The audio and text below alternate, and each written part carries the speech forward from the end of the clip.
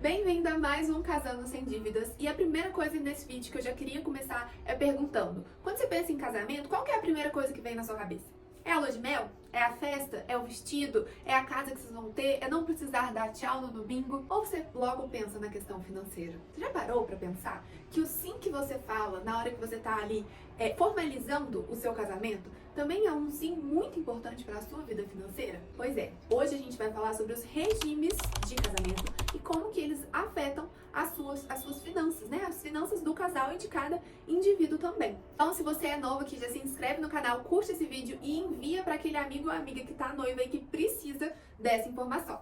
E antes da gente começar, eu vou falar só um disclaimer. Todas as explicações que eu vou dar aqui são de forma geral. Pode haver situações que você precisa olhar com mais cuidado, dependendo do patrimônio que você tem, dependendo da situação de vida que você tem. Enfim, tem coisas que a gente precisa olhar mais a fundo, então eu sempre aconselho que a pessoa busque um especialista na área para conseguir tomar a melhor ter, né, a melhor opção possível dentro do cenário de cada um, porque cada um tem um cenário diferente, beleza? Então, vamos lá. O primeiro que eu trouxe aqui é a comunhão parcial de bens. A comunhão parcial de bens, ela é ela é o padrão do Brasil, tá? Não é a mais comum hoje em dia, mas é o padrão do Brasil. O que que isso significa? Significa que se você casar e não falar qual regime de bens você quer, você vai estar casando em comunhão parcial de bens, ok? E como que funciona a comunhão parcial de bens? Vamos pensar, vou explicar como um exemplo. Vamos pensar na Camila e no João. A Camila e o João, antes de se casarem, a Camila tinha um carro e o João tinha uma moto. E aí eles se casam. Depois do casamento, a Camila eles compraram, né, um apartamento e uma clínica, vamos supor. O que acontece com isso tudo? De quem que é isso tudo no fim? Se o casamento acabar, se algum deles falecer, considerando que eles não têm filho, tá? De quem que é isso? Como que funciona na comunhão parcial de bens? Funciona da seguinte forma: o que era da Camila antes dela casar, vai continuar sendo da Camila. Então o carro que era da Camila vai continuar sendo da Camila. A moto que era do João vai continuar sendo do João. Mas a partir do momento que eles casam, o que eles conseguiram depois, o que eles construíram de maneira onerosa, ou seja, né, gastando um dinheiro depois do casamento, dos dois, né? É metade para cada um.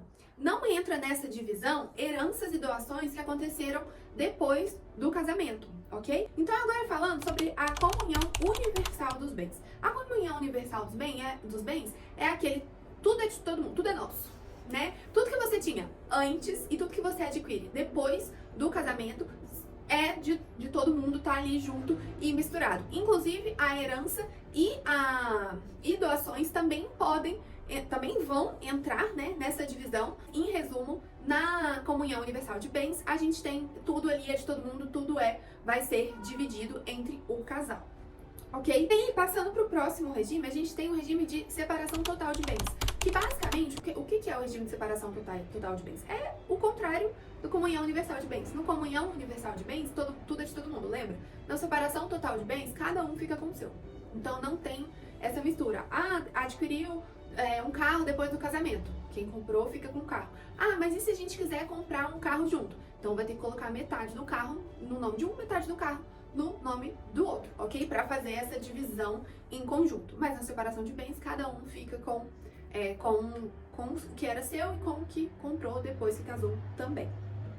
E por fim, tem um outro regime, que é um regime que não é muito comum, e ele é um regime um pouco mais complexo também, que é um regime de participação final dos aquestos.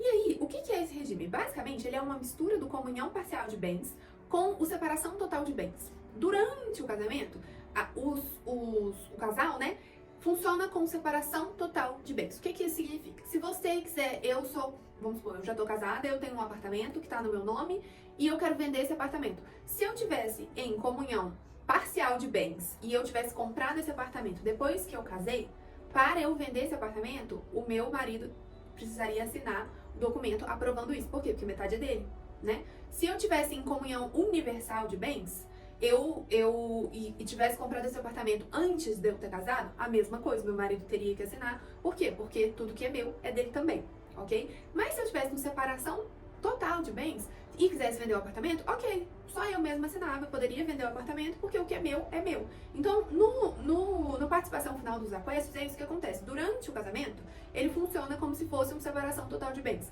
Depois que o casamento termina, seja porque um dos dois faleceu, por divórcio, seja qual foi o motivo, vira uma comunhão parcial de bens. Então, na hora que a pessoa ou vem a falecer ou tem um divórcio, entra-se, calcula-se, né? Lista todos os patrimônios e aí divide metade para cada um, dentro das regras do comunhão parcial de bens. Então, esses são os 4 regimes que a gente tem. E aí, eu trouxe aqui algumas coisas que... 3 passos, né, que eu acho que são importantes antes de casar, né, quando você começar a pensar nisso.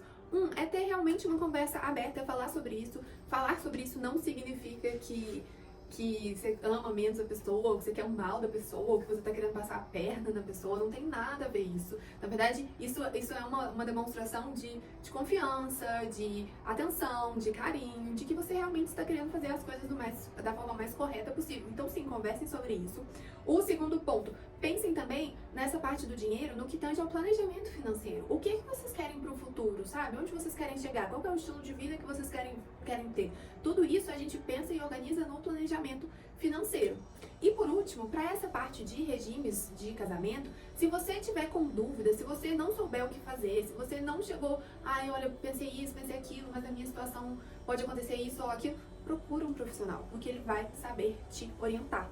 Então, se você gostou desse vídeo, deixa o seu like, já manda para aquele amigo que precisa saber mais sobre os regimes de casamento e eu vejo vocês no próximo vídeo. Beijos!